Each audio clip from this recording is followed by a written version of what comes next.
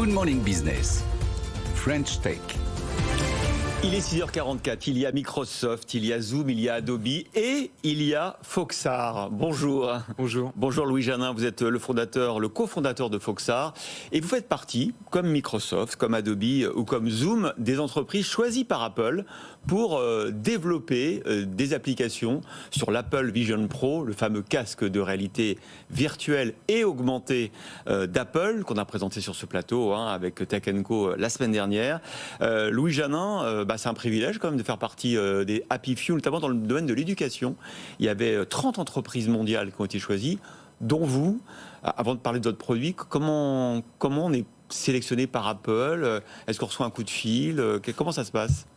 En fait, ça faisait déjà 2 ans qu'on travaillait avec Apple. Au début, les équipes plutôt en France, parce que notre application pour l'éducation commençait à être bien téléchargée. On est à 500 000 aujourd'hui. L'appli est déjà beaucoup utilisée dans les établissements scolaires en France. C'est des maquettes en 3D pédagogiques en fait pour apprendre le corps humain, la géographie, les monuments. C'est ça exactement. L'idée, c'est de permettre à un maximum d'élèves de mieux visualiser pour mieux comprendre le programme scolaire et même plus largement permettre au plus grand nombre de personnes possible de mieux visualiser pour mieux comprendre le monde en général, avec une idée vraiment de médiation scientifique, pas que pour l'éducation en fait aussi. Donc ça, c'est évidemment sur l'App Store. Donc un jour, vous avez c'est Tim Cook qui vous appelle, c'est pour vous dire j'aimerais bien qu'on porte cette application qu'on a repérée sur le futur casque de réalité augmentée et virtuelle.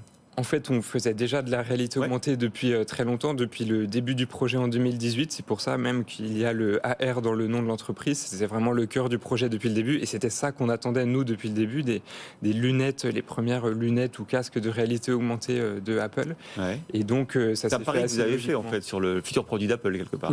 Oui, pendant longtemps, on a suivi les rumeurs. On attendait l'arrivée tous les ans. On voyait que ça se retardait, que ça allait peut-être arriver un jour. Et on était content l'an dernier quand c'est arrivé. On a pu candidater au Developer Lab qui permettent aux développeurs de commencer à travailler sur le casque. C'était à partir de août l'année dernière. Ouais. Et donc là, votre appli version Vision Pro est prête. Elle est proposée sur l'App Store américain. Vous êtes content? Comment ça se passe? Est-ce que, en termes de téléchargement, en termes d'adhésion, est-ce que c'est un modèle payant, freemium? Comment ça se passe? Oui, c'est ça, c'est un modèle freemium. Là, comme on est sur un appareil qui est quand même assez premium, justement, à un prix assez élevé, c'est un modèle économique un peu plus élevé pour le moment. Ouais. C'est aussi parce que d'abord, c'est qu'aux États-Unis. Et en fait, aujourd'hui, nous, on est parti de l'éducation, mais ce qui fait vivre notre entreprise depuis 2020, la création, c'est plutôt la formation professionnelle, l'industrie, l'enseignement supérieur. Et donc, c'est ça vraiment qu'on va continuer de faire grâce au Apple Vision Pro, qui est plutôt un appareil pour les professionnels et pour ces mondes-là pour l'instant. Alors, est-ce que vous avez déjà développé des versions pour des entreprises qui ont besoin, par exemple, pour former leurs salariés, d'une modélisation 3D utilisable avec le casque? Est-ce que vous avez déjà des contrats? Est-ce que vous avez le droit de nous donner des noms?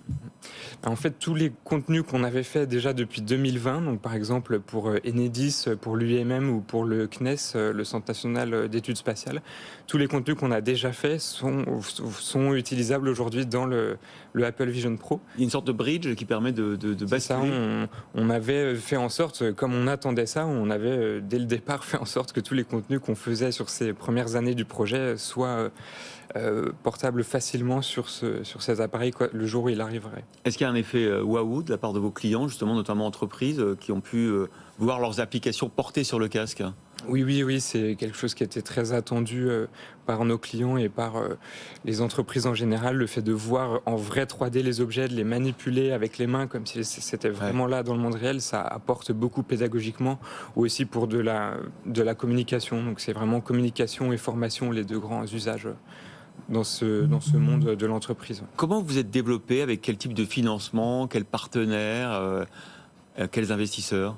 Alors pour l'instant, pas d'investisseurs, pas de levée de fonds. On va voir cette année ou peut-être en début d'année prochaine. Pour l'instant, on s'est autofinancé avec nos prestations qu'on faisait déjà sur iPad, iPhone, etc. Et ordinateur aussi et web.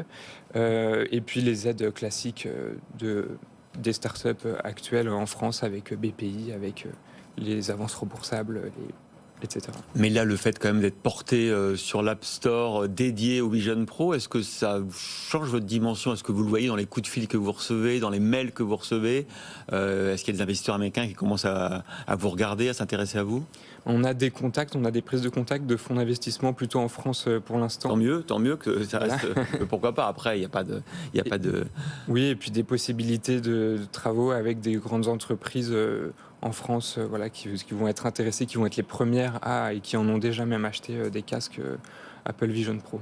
Bon, vous en avez un, vous, personnellement, forcément pour la boîte? S'en procure un par le canal classique, voilà.